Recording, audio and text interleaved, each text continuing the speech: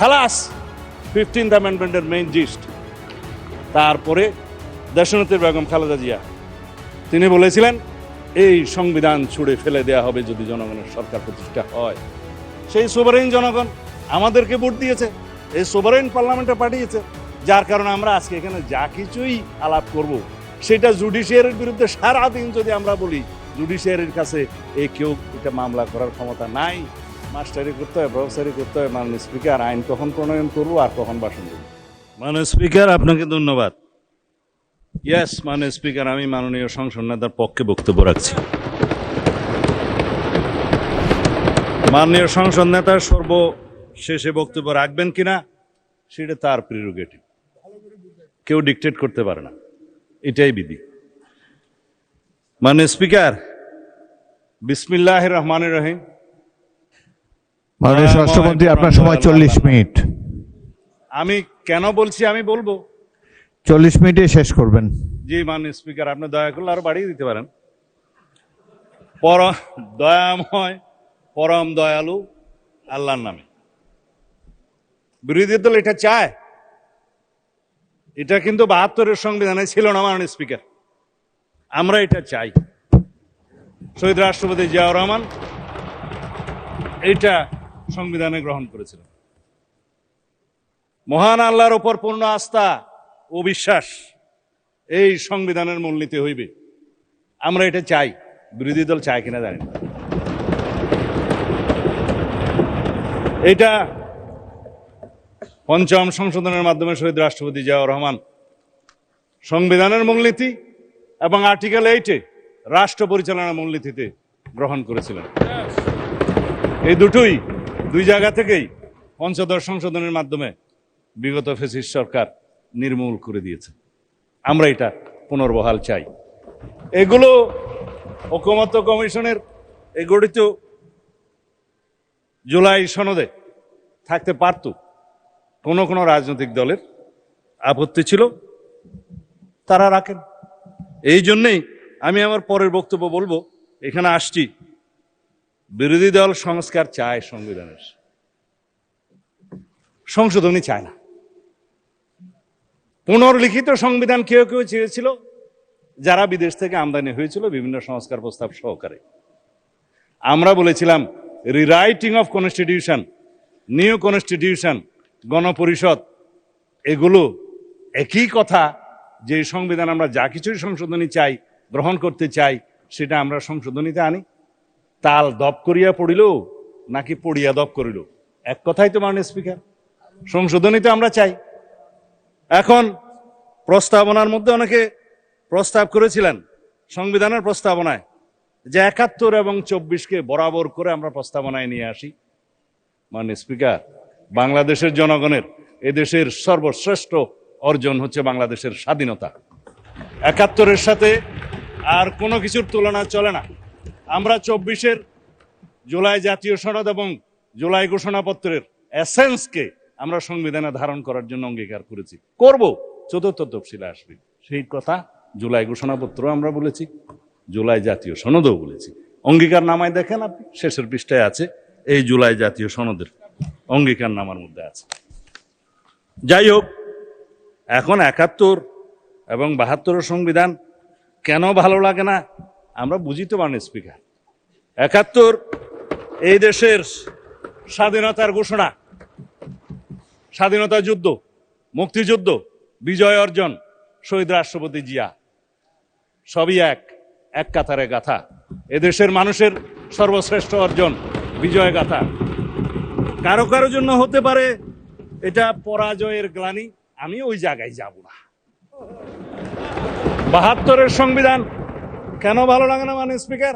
আমি আজকে যারা বক্তা আছেন তারা দেখলাম যে কেউ আইন কানুনের মধ্যে নাই, সেই জন্য আমিও আর থাকার চেষ্টা করছি না। 72-এর সংবিধান কেন ভালো লাগে না? তফসিল 1-এর মধ্যে যে সমস্ত অর্ডারগুলোকে বৈধতা দেয়া হয়েছে, তার মধ্যে 3 নম্বরটা হচ্ছে দি কোলাবোরেটরস স্পেশাল ট্রাইব্যুনাল অর্ডার নম্বর 8, 1972, যার মাধ্যমে এদেশের স্বাধীনতা বিরোধী রাজাকার আলবদরদের বিচার করা হয়েছিল মাননীয় স্পিকার। যাই হোক, আমি এগুলো বলতে চাই না। যারা আদেশ নিয়ে কথা বলছেন বলে যে আদেশও তো আইন। আমি কখনো স্বীকার করেছি আদেশ আইন না, সেই আদেশও তো আইন। বললাম তো এই আদেশও আইন। 151-এ যে সমস্ত অর্ডারকে রিপিল করা হয়েছে সেগুলো বাদে, সেগুলো আগে আইন ছিল। তারপরে যেগুলো কন্টেইন করা হয়েছে তফসিল একে, সেগুলো সিরিয়াল বাই বললাম প্রায় 27টার মতো আছে। 3 নম্বরের কথা তো বললামই। যে সমস্ত অর্ডার চতুর্থ তফসিলের 3, 3-এর 2, 3-এর 2, 3-এর 3 এই মতো করা হয়েছে বৈধ, কিন্তু সেই অর্ডার আর করার ইখতিয়ার নাই। 7ই এপ্রিল 1973-এর পরে প্রথম জাতীয় সংসদের প্রথম বৈঠকের পরে তবে অ্যামেন্ডমেন্ট করার সুযোগ দেওয়া হয়েছিল 2 বছর, যাতে সংবিধানের সাথে সামঞ্জস্যপূর্ণ করা যায়। এই অর্ডারের আলাপ তো শেষ। সেই বক্তৃতা গতবারে দেওয়ার পরে আমি মনে করেছিলাম জাতির সামনে পরিষ্কার, বিরোধী দলীয় নেতৃবৃন্দের কাছে পরিষ্কার হবে যে এই লেজিসলেটিভ ফ্রড, যেটা কালারেবল অর্ডার, সেটা নিয়ে আর কোনোদিন কোনো বিতর্ক হবে না। যেটা রাষ্ট্রপতি করেছেন জুলাই জাতীয় সনদ উইদিন ব্র্যাকেট সংবিধান সংস্কার আদেশ বাস্তবায়ন আদেশ 2025, এটা নিয়ে আর কোনোদিন কোনো বিতর্ক উঠবে না মনে করেছিলাম। আজকে আমি কনসেন্ট্রেশন দিতে চেয়েছিলাম অনলি জুলাই জাতীয় সনদ, যেটা ঐতিহাসিকভাবে স্বাক্ষরিত হয়েছে, সেটা কিভাবে বাস্তবায়ন করা যায় তার পদ্ধতি নির্ধারণ করি, চলুন সেই বিষয়ে আমরা আলোচনা করি। প্রস্তাব দিয়েছিলাম যে সংবিধান সংশোধন সংক্রান্ত একটা বিশেষ কমিটি, সংসদীয় কমিটি গঠন করা হোক, সবাইকে নিয়ে যারা এখানে রিপ্রেজেন্ট করছে জাতীয় সংসদে এবং স্বতন্ত্র সদস্য সহ। সেই বিষয়ে তারা মনোযোগ দিলেই পারতেন। আজকে অবশ্য মাননীয় বিরোধী দলীয় নেতার আমি মনোযোগ দিয়েই শুনেছি ওনার কথা। তাতে উনি বলেছেন সরকারি দল বিরোধী দল মিলেমিশে এক কাজ করব, রাস্তা খুঁজে বের করুন সংবিধান সংশোধন এবং আইন প্রণয়নের জন্য। ওয়েলকাম জানাই, স্বাগতম। জুলাই জাতীয় সনদ বাস্তবায়ন চায় তারা প্রত্যেকে বলেছেন। অর্ডারের কথা নিয়ে বলে যে গণভোট অর্ডার, এটার কি হবে সেটাও আলোচনা করব আমরা, যদি সংবিধান সংশোধনী কমিটি বিশেষ কমিটি গঠন করা হয় সেখানে। চলুন এখানে মিলেমিশে আমরা আলোচনা করে বের করি। সংস্কার, সংবিধান হয় না মাননীয় স্পিকার, সংবিধান হয় রহিত হয়, স্থগিত হয়, সংশোধন হয়, বাতিল হয়, ইত্যাদি হয়। সংবিধান তো সংস্কার হয় না মাননীয় স্পিকার। সংশোধনকে আমরা সংস্কার মনে করে যদি একসাথে বসতে পারি ভালো। যাই হোক, মাননীয় বিরোধী দলের নেতা বলেছেন সংবিধান পরিবর্তন চেয়েছেন, আপনি রেকর্ড দেখতে পারবেন। তো সংবিধান পরিবর্তন তো সংশোধনের মাধ্যমে হতে পারে। আসুন, তিনি বলেছেন জুলাই জাতীয় সনদ এটা গণ অভ্যুত্থানের কলিজা। ধন্যবাদ মাননীয় স্পিকার ওনাকে, আপনার মাধ্যমে। গণ অভ্যুত্থান বলেছেন, কেউ কেউ তো বিপ্লব বলতে বলতে ফেনা তুলে ফেলে। গণ অভ্যুত্থান, জুলাই ছাত্র গণ অভ্যুত্থান, এটা স্বীকৃত জুলাই জাতীয় সনদের সমস্ত জায়গায় লেখা আছে। এখানে বিপ্লব কোথাও লেখা নেই। আর যে ওনারা আদেশের কথা বলছেন ওখানেও তাই, ওখানে কোনো বিপ্লবের নামগন্ধ নাই। কিন্তু আমরা জিজ্ঞেস করব, আমরা কি ছাত্র গণ অভ্যুত্থানের অভিপ্রায়কে সম্মান করতে চাই? আসুন, এখানে সবাই অভিপ্রায়ের কথা বলে, যে অভিপ্রায়ের দোহাই দেওয়া হচ্ছে। আমি সংবিধানের প্রস্তাবনার কথা বলবো। সংবিধানের প্রস্তাবনার 4র্থ ধারায় আপনি দেখবেন এই সংবিধান জনগণের অভিপ্রায় হিসেবে প্রাধান্য পাইবে। সংবিধানের 7 অনুচ্ছেদে আপনি দেখবেন এই সংবিধান জনগণের লেখা আছে যে রাষ্ট্রের সকল ক্ষমতার মালিক জনগণ। এই ক্ষমতা প্রয়োগ হইবে এই সংবিধানে প্রদত্ত অধীনে ক্ষমতা বলে, জনগণ যেভাবে চায়। আরেক জায়গায় আপনি দেখবেন এই সংবিধান হচ্ছে মানে সুপ্রিমেসি অফ দি কনস্টিটিউয়েন্সি বলতে যেটা বোঝায়, যে এই সংবিধান হচ্ছে প্রজাতন্ত্রের সর্বোচ্চ আইন। একজন আজকে আমাদেরকে সবক দিল যে এই পার্লামেন্ট নাকি সুপারিন না। আমি মাননীয় স্পিকার কি করবো বুঝতে পারছিলাম না। 1 নম্বর অনুচ্ছেদ এই সংবিধানের article 1, this Bangladesh is a unitary independent and sovereign republic. এবং এই সোভারেইন রিপাবলিকের সোভারেইন ক্ষমতার মালিক হচ্ছে আর্টিকেল 7 অনুসারে জনগণ। সেই জনগণের ক্ষমতাটা প্রয়োগ করে এই সংবিধানের অধীন এবং কর্তৃত্বে, সেই সংবিধানের অধীন এবং কর্তৃত্বে নির্বাচন কমিশন নির্বাচন দিয়েছে। সেই সোভারেইন জনগণ আমাদেরকে ভোট দিয়েছে, এই সোভারেইন পার্লামেন্টে পাঠিয়েছে। যার কারণে আমরা আজকে এখানে যা কিছুই আলাপ করব সেটা জুডিশিয়ারির বিরুদ্ধে সারাদিন যদি আমরা বলি, জুডিশিয়ারির কাছে কেউ এটা মামলা করার ক্ষমতা নাই, তাকেই বলা হয় সোভারেইন এখতিয়ার। এখন এই সোভারেইনিটিকে যদি এক্সপ্লেন করার জন্য এখানে মাস্টারি করতে হয়, প্রফেসরি করতে হয়, মাননীয় স্পিকার আইন কখন প্রণয়ন করবো আর কখন ভাষণ দেব। যাই হোক, এটাতে আমি আর যেতে চাই না। দেশনেত্রী বেগম খালেদা জিয়া কবরে প্রশান্তিতে শুয়ে আছেন। তিনি বলেছিলেন, আমি অনেকের সাথে কন্ট্রাডিক্ট করে বলছি, এই সংবিধান ছুঁড়ে ফেলে দেয়া হবে যদি জনগণের সরকার প্রতিষ্ঠা হয়। এটা একটা মেটাফোর, পলিটিক্যাল রূপক মেটাফোর। যখন বলেছিলেন যে পঞ্চদশ সংশোধনের মাধ্যমে যখন তত্ত্বাবধায়ক সরকার পদ্ধতি উড়িয়ে দেয়া হলো, তখন তিনি বললেন এই পঞ্চদশ সংশোধনী মানি না, রাষ্ট্রের মধ্যে অস্থিতিশীলতার অবস্থা করা হলো। হ্যাঁ, আমি ওইটাতেই আসছি। ওনারা ডকুমেন্ট দেখাচ্ছেন আমাদের মহাসচিব, উনি বলেছিলেন এই সংবিধানের পঞ্চদশ সংশোধনীকেই উদ্দেশ্য করে যে এই সংশোধনী ছুড়ে ফেলে দেয়া হবে। মানে ছুড়ে ফেলে তো দিয়েছি। পঞ্চদশ সংশোধনী আনকনস্টিটিউশনাল ডিক্লেয়ার হয়েছে সার্টেন পোর্শন, 6টা, 7 ক খ, আর্টিকেল 44 যেটা হাইকোর্টের ক্ষমতা, এবং 142। এরপরে আছে তত্ত্বাবধায়ক সরকার পদ্ধতি বিলুপ্ত করার যে আর্টিকেল 58 ক এবং 2 ক পরিচ্ছেদ। খালাস 15th অ্যামেন্ডমেন্টের মেইন জিস্ট। তারপরে এই 15th অ্যামেন্ডমেন্টের মানে স্পিকার 55টা দফা, ব্যারিস্টার বন্ধুরা পড়তে পারেন। 55টা দফার মধ্যে এই 6 দফা নাই। আরেকটা নিশ্চিত করা হয়েছে নিরীহ আইন, এটা পরিবেশ সংক্রান্ত দফা। বাকি রইল, বাকি 55টার মধ্যে বাকিগুলার কি হবে? হাইকোর্ট বলে দিল এগুলা পার্লামেন্টের ব্যাপার, পার্লামেন্ট ডিসাইড করবে এই সব পলিটিক্যাল ইস্যুস। দেখেন ভার্ডিক্টে লেখা আছে কিনা। এই সেই পার্লামেন্ট যেখানে পঞ্চদশ সংশোধনের বাকি ইস্যুগুলোকে আমরা নাই করে দেব। কারণ যিনি রিড করেছিলেন তিনি চেয়েছেন পূর্ণাঙ্গ পঞ্চদশ সংশোধনী বাতিল করা হোক। হাইকোর্ট 6টা ভার্ডিক্ট দিয়েছে, 6টা বাতিল করেছে, একটা রিইনস্টেট করেছে নিরীহ আইন। বাকিগুলোর ব্যাপারে পার্লামেন্টকে বলেছে যে এটা political questions to be decided by the next parliament. This is the next parliament to decide. আসি এখন জুলাই জাতীয় সনদ, অর্থাৎ জনপ্রত্যাশিত সংস্কার প্রস্তাবে আর কি কি অন্তর্ভুক্ত হতে পারত। কেবল প্রস্তাবনার কথাটা বলেছি, বাকিগুলো এখন বলবো। আর জুলাই জাতীয় সনদে যা কিছু অন্তর্ভুক্ত করা হয়েছে সেটা নিয়ে তো একটু বড় কথা বলবোই।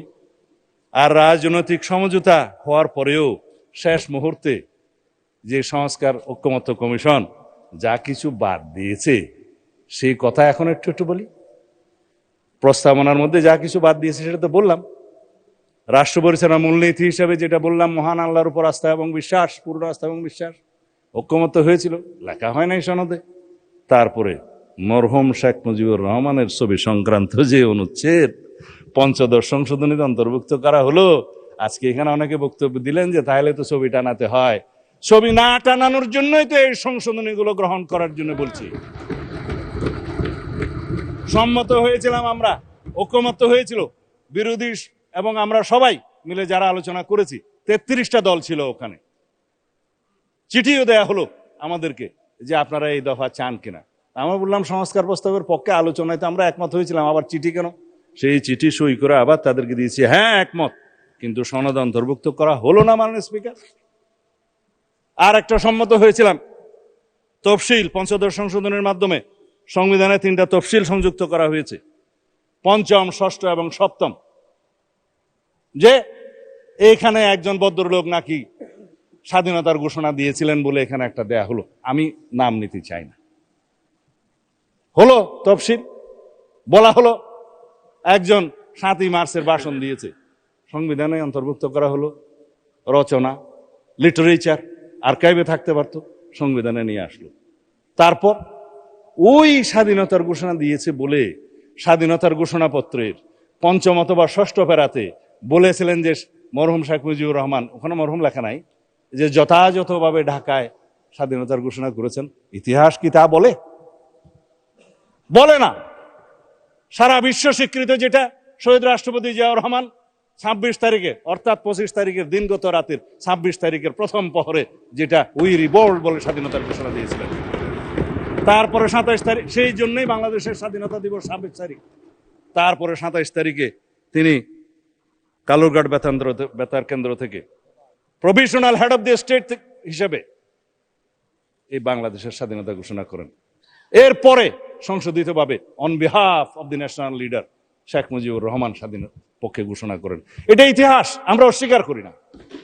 কিন্তু 26 তারিখে স্বাধীনতার ঘোষণাপত্রে তিনি ঘোষণা দিয়েছেন বলে যেটা লেখা হলো, অস্বীকার করি না মাননীয় স্পিকার, কারণ এটা একটা ন্যাশনাল আর্কাইভের দলিল। কিন্তু জিনিসটাকে এস্টাবলিশ করার জন্য আর একটা যে তফসিল ঘোষণা করে তথাকথিত একটা তফসিলের নামে যে লেখা হলো যিনি এত তারিখে ঘোষণা দিয়েছেন বা তার মধ্যে, সেটা তো কোনো গবেষণায় আসে না। সেই জন্য 5, 6 এবং 7 এই 3টা তফসিল বিলুপ্তির জন্য এই ঐক্যমত্য কমিশনের প্রস্তাব, সংবিধান সংস্কার কমিশনের প্রস্তাব ছিল। আর না হলে এখানে সবাই সাক্ষী দিতে পারেন, আমরা একমত হয়েছিলাম। কিন্তু যেদিন স্বাক্ষর করব সেদিন দেখা গেল নাই একটা তফসিল, 7ম তফসিলটা নাই।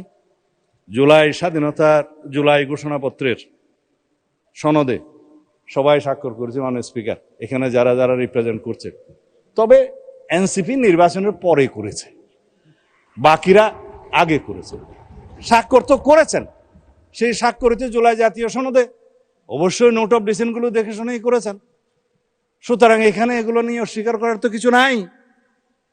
এখন নোট অফ ডিসেন্টের ভাষা কি হবে সেটা নিয়েই তো হয়েছে।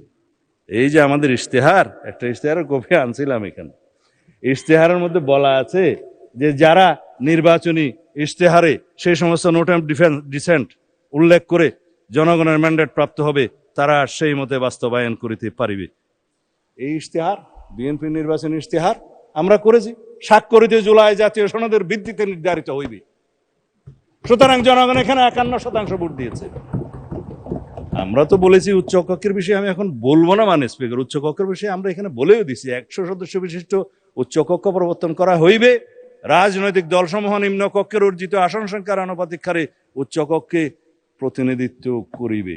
এই সেই আমরা তো ম্যান্ডেট পেয়েছি, এটা কনস্টিটিউশনাল ভোট। তারপরে আসে গণভোটের রায়, কেন মানবে না? অবশ্যই মানবে।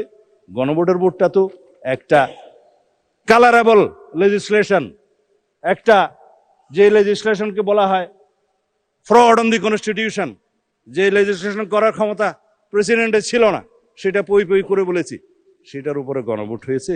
তারপরও 4টার মধ্যে 3.5 কান প্রশ্নের মধ্যে আসি তো, যেটা আমাদেরকে জাতীয় প্রতারণার দলিল হিসেবে জোরপূর্বক এখানে ইম্পোজ করা হয়েছে, আমাদের উপরে আরোপ করা হয়েছে, শুধু সেইটুকু প্রশ্নের কথা বলেছিলাম।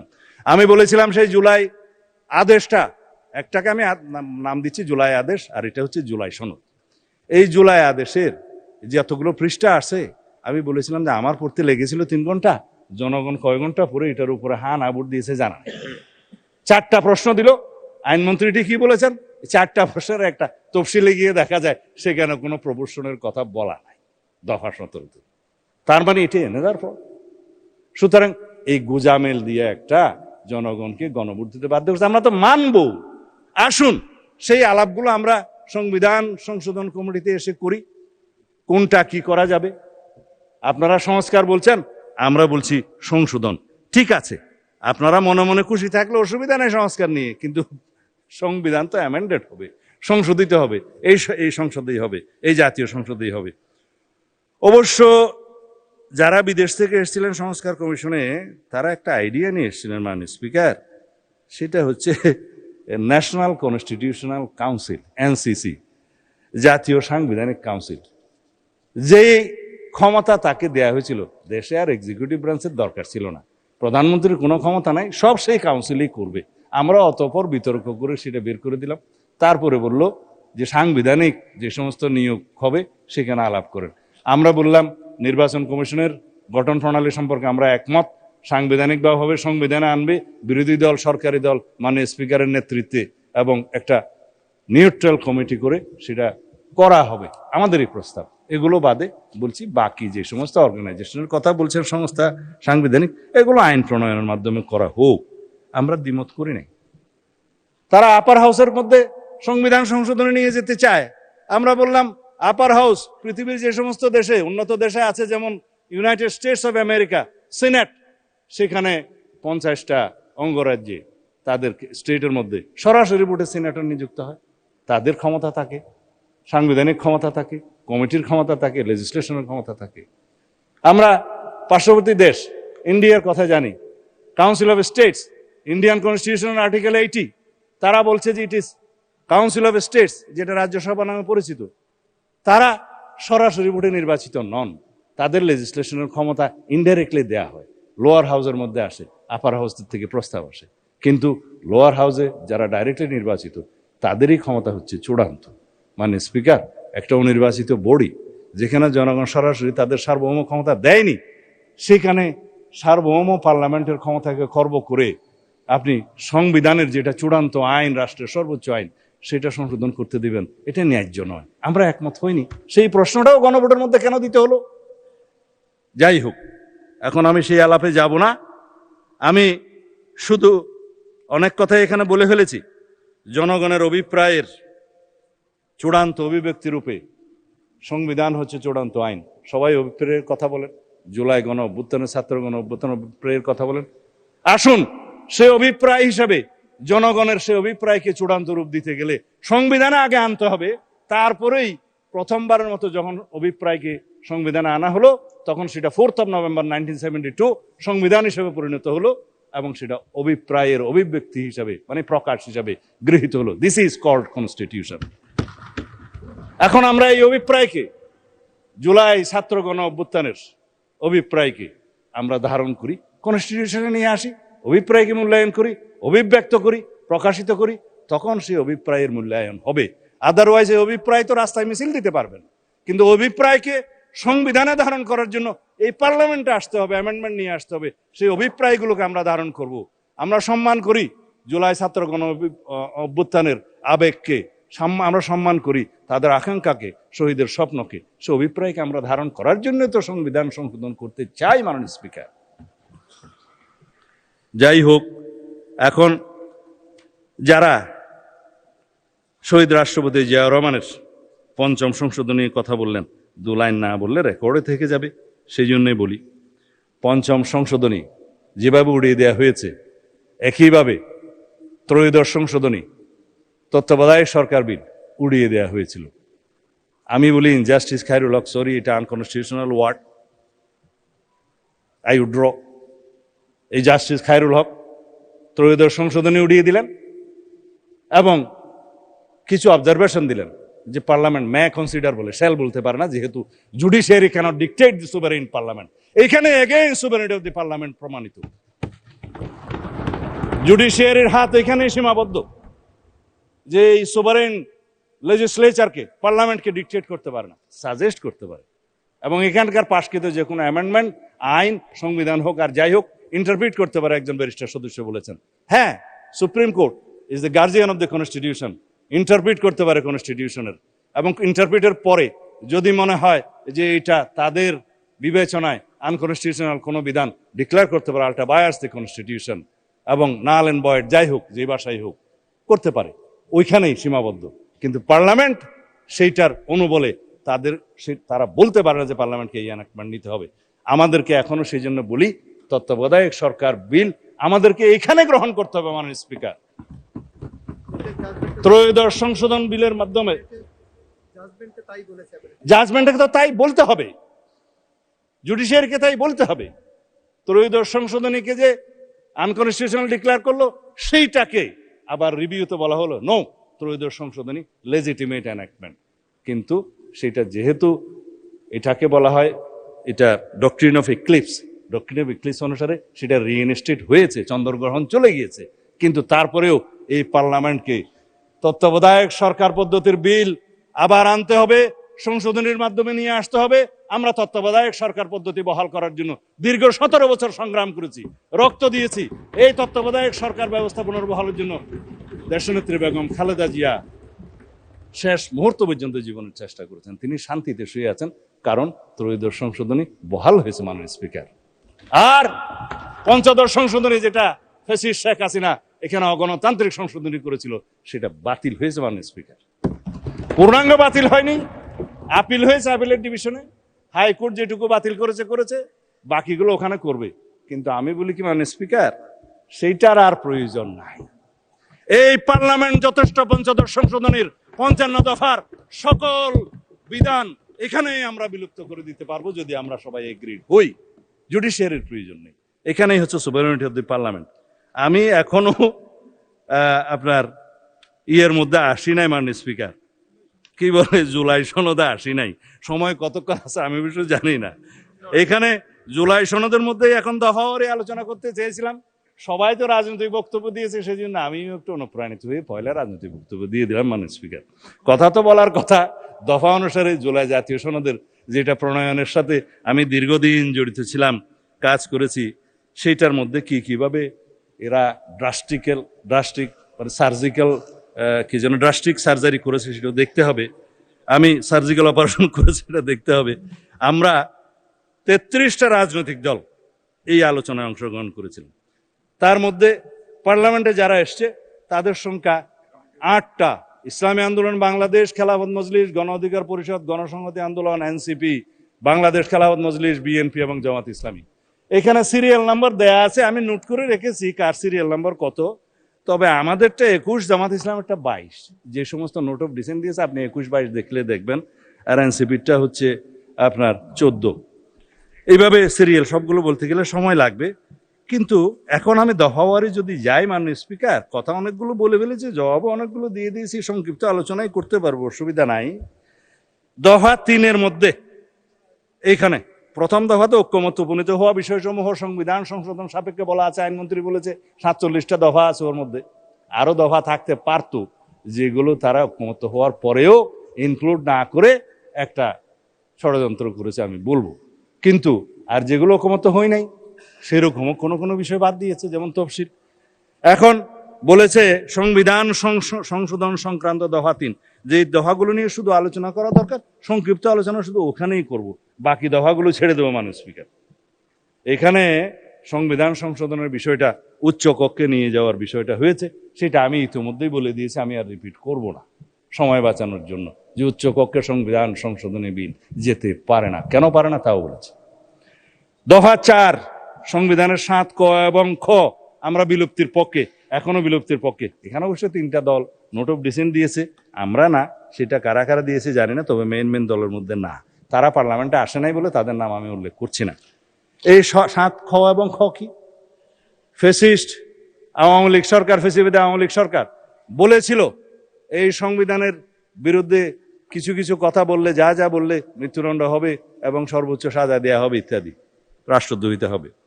তারপরে বলেছিল দফা খতে, আমি বিস্তারিত বলছি না, এটা অনেক আইনের ভাষা, বলেছে এই সংবিধানের 1/3 প্রস্তাবনা সহ, আর্টিকেল 8 সহ এবং জরুরি বিধান বাদে বাকি সংবিধানের 1/3 এবং তফসিল সমূহ 5, 6, 7 পরিবর্তন করতে পারবে না নেক্সট পার্লামেন্ট। পরবর্তী পার্লামেন্টের হাত পা আমরা বেঁধে দিতে পারি না এই পার্লামেন্টে কোনো আইন প্রয়োগ করে, সেটা পৃথিবীর বিধানে নাই। সুতরাং কনস্টিটিউশনের এই সমস্ত 2টা 7A and B হাইকোর্টে এই ৫৫ সংশোধনের বিরুদ্ধে যে রিট মামলা হয়েছে, সেখানে এটাকে নাল অ্যান্ড ভয়েড বা আনকনস্টিটিউশনাল বা আল্ট্রা ভায়োলেন্স কনস্টিটিউশন বলা হলো, এবং বলা হলো নন অ্যাজ ইফ এটা ছিলই না সংবিধানে। গেল এর বিরুদ্ধে কথা আর বলবো না। সংবিধানের তফসিল সংক্রান্ত একই সাথে বলে ফেলেছি দফা 5। দফা 7 রাষ্ট্র পরিচালনার মূলনীতি, এখানে তো আমি বলেছি রাষ্ট্র পরিচালনার মূলনীতি হিসেবে সর্বশক্তিমান আল্লাহর উপরে, মহান আল্লাহর উপরে পূর্ণ আস্থা এবং বিশ্বাস, যেটা আওয়ামী লীগ উড়িয়ে দিয়েছে ৫৫ সংশোধনীতে, সেটা আমরা পুনর্বহাল করবো। মাননীয় স্পিকার, এটাই আমাদের ঘোষণা। হ্যাঁ, তার সাথে জাতীয়তাবাদ, গণতন্ত্র, অর্থনৈতিক সামাজিক সুবিচার ইত্যাদি আছে, সমাজতন্ত্রও আছে, এবং সেটা ছিল ৫ম সংশোধনীতে প্রেসিডেন্ট জিয়ার সময় যেটা নেওয়া হয়েছিল, সেটা আলোচনা করতে পারি আমরা। তারপরে সংস্কার কমিশনে একটা প্রস্তাব তারা দিয়েছিল যে সাম্য, মানবিক মর্যাদা এবং ধর্মীয় স্বাধীনতা ও সম্প্রতি উল্লেখ করা যায় কিনা। আমরা বললাম যে খুব যায়, এখানে সাম্য, মানবিক মর্যাদা এবং ধর্মীয় স্বাধীনতা ও সম্প্রীতি, এটা একটা নিরীহ প্রস্তাব এবং ভালো প্রস্তাব, আমরা এটা গ্রহণ করতে পারি। মাননীয় স্পিকার, রাষ্ট্র পরিচালনার, রাষ্ট্রপতির ক্ষেত্রে রাষ্ট্রপতি নির্বাচনে আমরাই বলেছি যে উচ্চ কক্ষ গঠিত হলে উচ্চ কক্ষ এবং নিম্ন কক্ষ উভয় কক্ষের সংখ্যাগরিষ্ঠ ভোটে নিরপেক্ষভাবে রাষ্ট্রপতি নির্বাচন হবে। আমাদের প্রস্তাব, আমরা এগুলো গ্রহণ করতে পারি, এবং রাষ্ট্রপতির ক্ষমতা ও দায়িত্বের মধ্যে আমরা চেক অ্যান্ড ব্যালেন্স করতে পারি, সেটা আমাদের প্রস্তাব। এটা দফা 11। হ্যাঁ, দফা 14 নিয়ে কথা বলতে চেয়েছিলাম মাননীয় স্পিকার। আমি ধন্যবাদ জানাই আজকের সংসদ নেতা মাননীয় প্রধানমন্ত্রী জনাব তারেক রহমানকে।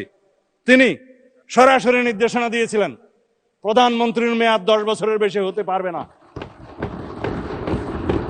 যদিও গভর্নমেন্ট ইন ওয়েটিং হিসাবে তিনি জানতেন বাংলাদেশের জনগণ দেশনেত্রী বেগম খালেদা জিয়া তখন জীবিত, হয় তাকে অথবা কোনো কিছু হলে তারও বর্তমানে আমাদের নেতা জনাব তারেক রহমানকে প্রধানমন্ত্রী এই দেশের মানুষ বানাবেন। জেনে শুনেও তিনি বলেছেন নো, 10 বছরের বেশি কোনো প্রধানমন্ত্রীর মেয়াদ হতে পারবে না, যত মেয়াদেই হোক যতবারই হোক সংবিধান সংশোধন করেন। আমি প্রস্তাব দিয়েছিলাম ঐক্যমত্য কমিশনে, সবাই রাজি হয়েছে, কোনো নোট অফ ডিসেন্ট নাই। কেননা আমরা চাই না ব্যক্তিতান্ত্রিক স্বৈরতান্ত্রিকতা, দলতান্ত্রিক স্বৈরতান্ত্রিকতা, এখন আয়কতান্ত্রিক রাষ্ট্র ব্যবস্থা বা একদলীয় রাষ্ট্র ব্যবস্থার এবং পার্লামেন্টারি স্বৈরাচারের কোনোদিন আর উৎপাত না হোক, উৎপত্তি না হোক, এখানেই শেষ। সেটাকে আপনারা প্রশংসা করবেন না, আমি মনে করছিলাম বিরোধী দল থেকে হাততালি পাবো। একবার তো দিবেন, টেবিল চাপড়াই দেন।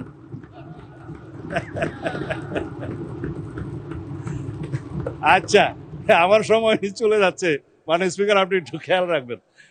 প্রধানমন্ত্রী একই সাথে লিডার অফ দি হাউস হতে পারবেন কি পারবেন না প্রশ্ন উঠছে, দলীয় প্রধান হতে পারবে কি পারবে না প্রশ্ন উঠছে। দফা 15 এই জুলাই জাতীয় সনদের এখানে কিছু কিছু নোট অফ ডিসেন্ট দিয়েছে। তো এখানে আমার মনে হয় আমরা যেটা দিয়েছি যে প্রধানমন্ত্রী ট্রেডিশন মাফিক, এটা decorative, leader of the house, এটা কোনো মন্ত্রিত্ব না, হাউসকে লিড করতে হয়, ডিসিশন দিতে হয়, সেটা থাকতে পারে।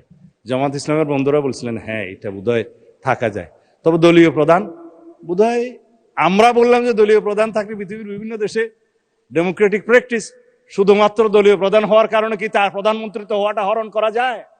সেটা তার ডেমোক্রেটিক রাইট।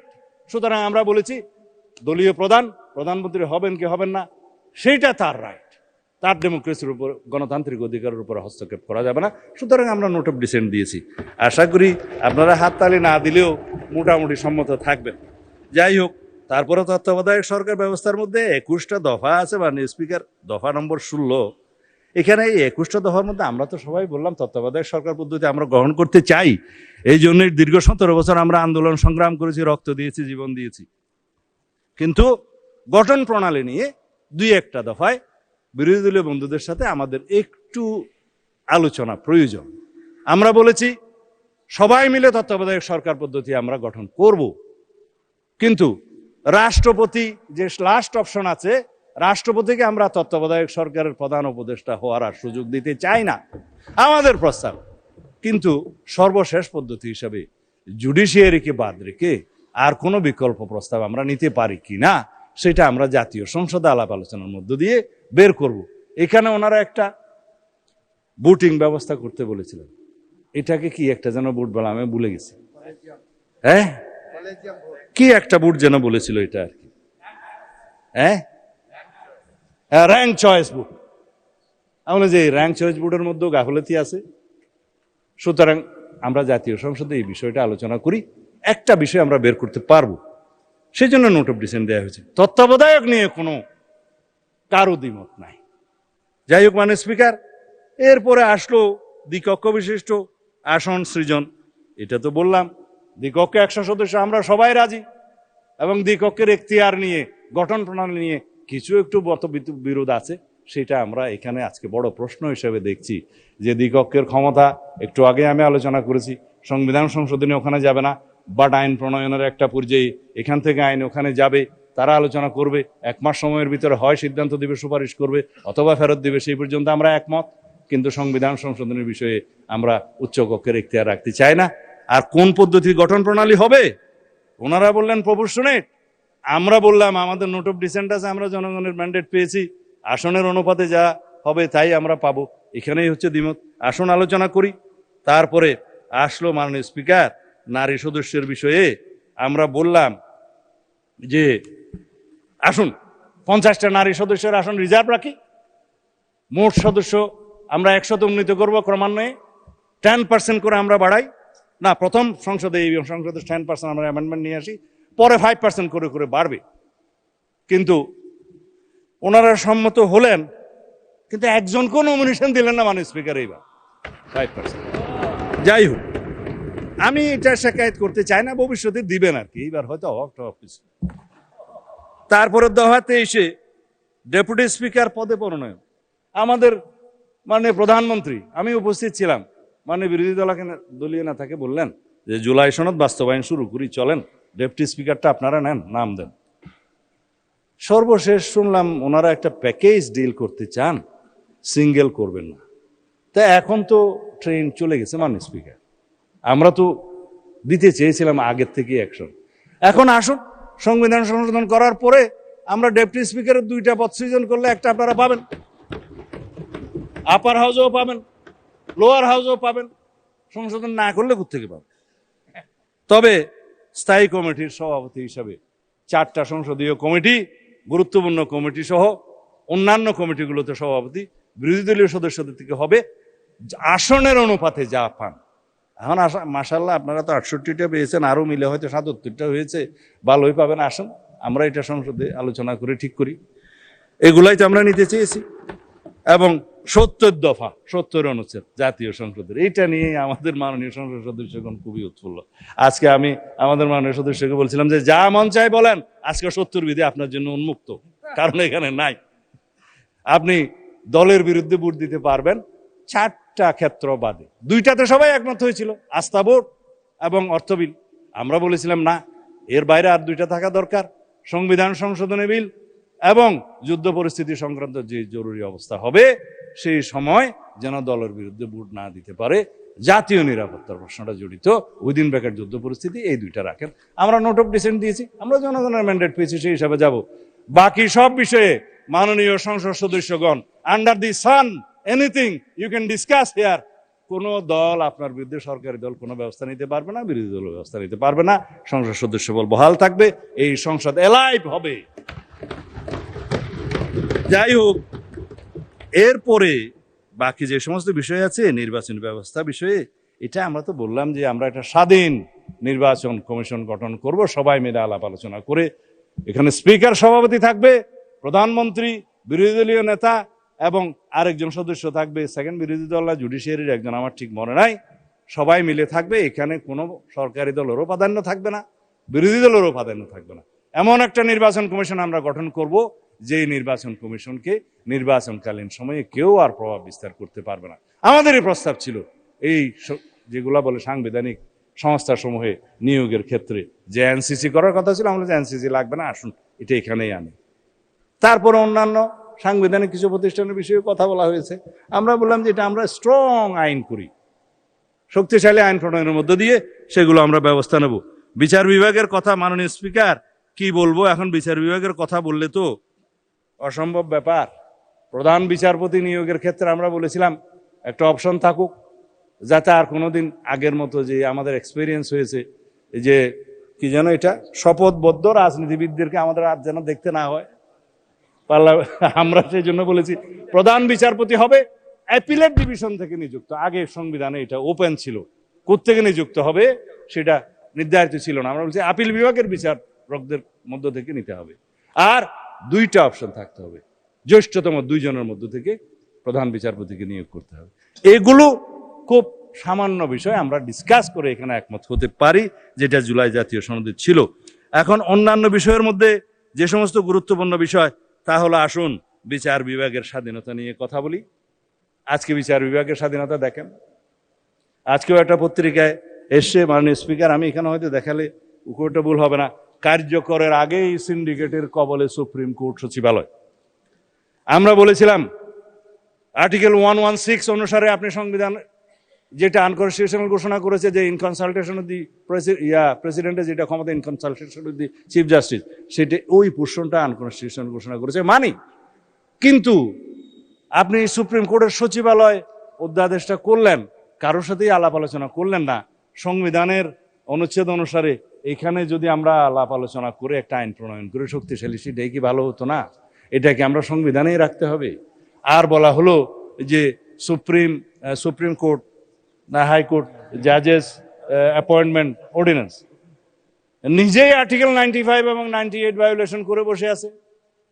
কাউন্সিল এবং আর কি কি যেন করেছে, কিভাবে তারা ইন্টারভিউ নেবে, কাকে কাকে নিয়োগ করবে, বয়সসীমা কোথায় হবে, যেগুলো আছে সংবিধানের সেই আর্টিকেলগুলোকে যদি আপনি চেঞ্জ না করেন, অ্যামেন্ডেড না করেন, জুডিশিয়ারি কি সেটা ভায়োলেট করতে পারে? এই কথাগুলো আমরা বলেছিলাম এটা জাতীয় সংসদের পরবর্তী জাতীয় সংসদের উপরে ছেড়ে দেন। আমরা সেখানে আলাপ আলোচনা করে আইন প্রণয়ন করে তারপরে সেই অ্যাপয়েন্টমেন্ট এনাক্টমেন্টটা আনবো এবং সুপ্রিম কোর্টের এই যে সচিবালয় আইনটা আনবো। এখনো আমরা প্রতিশ্রুতিবদ্ধ, আমরা সুপ্রিম কোর্টের সচিবালয় আইন এবং বিচারক নিয়োগ আইন এই পার্লামেন্টে ইনশাআল্লাহ আমরা আলাপ আলোচনার মধ্যে দিয়ে পাশ করব। আমরা complete independence of the judiciary আমরা চাই, বাট সুভারেনিটি অফ দি জুডিশিয়ারি আমরা চাই না। সার্বভৌম একটাই, সার্বভৌম জনগণ, সার্বভৌম এই কান্ট্রি, সার্বভৌম এই হাউস অফ দি পার্লামেন্ট। আর কোনো সার্বভৌম অথরিটি থাকতে পারে না, কোথাও না কোথাও অ্যাকাউন্টেবিলিটি থাকতে হবে। মাননীয় সদস্য, আপনার সময় শেষ, আপনি কি আরো বলতে চান? আচ্ছা, 3 মিনিট সময় বাড়িয়ে দেওয়া হলো আপনাকে। যাই হোক, আমার তো ফ্লুটাই নষ্ট হয়ে গেল। আমার স্পিকার, এখন আমি আর কি বলতাম? যদি আপনি 3 মিনিটে শেষ করেন। সময় দেন তাহলে 5 মিনিট দিতে পারেন, আমি একটু সাম আপ করি। আচ্ছা, 5 মিনিটে বলেন, শেষ করেন। আচ্ছা, মানে স্পিকার এখন থেকে কোনো, যাই হোক, আমি আর এই সমস্ত জায়গার মধ্যে যাব না, সময় শেষ। আর আইন, অধ্যাদেশ, বিধি বিধান এগুলো প্রণয়নের মাধ্যমে এইখানকার 47-এর পরে বাকি যা কিছু আছে জুলাই সনদে সবকিছু বাস্তবায়ন করা যাবে। আইন নিয়ে, কানুন নিয়ে, বিধিবিধান নিয়ে সংবিধান, এখানে তো সংবিধান পরিবর্তন করতে হবে না, সুতরাং এই পার্লামেন্টে আমরা আলোচনা করবো মাননীয় স্পিকার। সুতরাং এই জুলাই জাতীয় সনদ 2025-এর সকল দফা এবং অঙ্গীকারনামা শতভাগ আমরা পরিপূরণ করতে অঙ্গীকার প্রতিশ্রুতিবদ্ধ।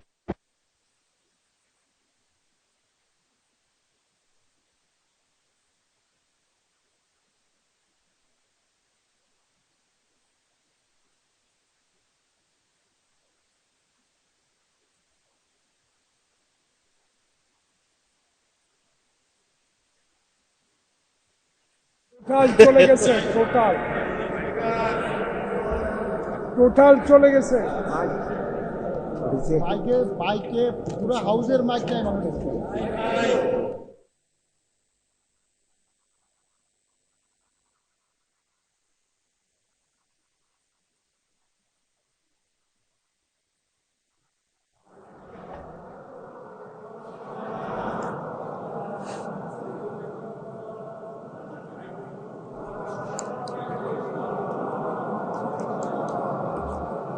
মাননীয় মন্ত্রী, আমার মাইকও বিভ্রাটের শিকার। আপনি তো মোটামুটি বলেছেন। এখন রাত 9:30 বাজে। আপনার কি কোনো কথা বাকি আছে এখন? আমার তো মনে হয় you have covered all the points.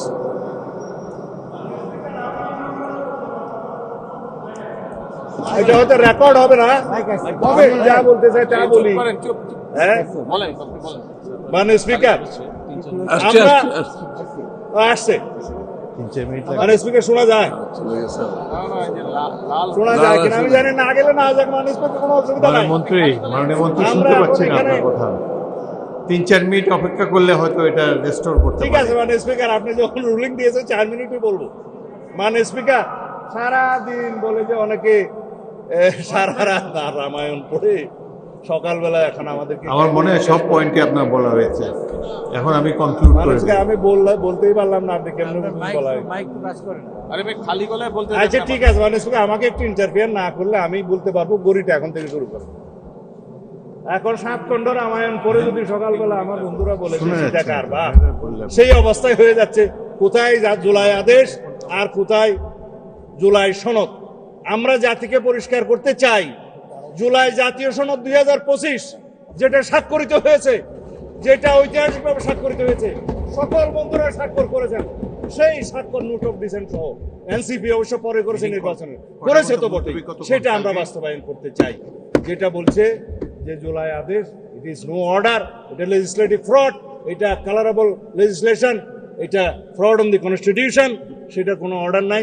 আমার এক বন্ধু বললেন রাষ্ট্রপতিকে আমি ফোন করতে পারি কিনা। আপনিও তো ফোন করতে পারেন। কে বলছে রাষ্ট্রপতির সাথে জনগণ কথা বলতে পারবে না? এটা তো এমন বিষয় না যে রাষ্ট্রপতির সাথে আমরা কথা বলতে পারবো না।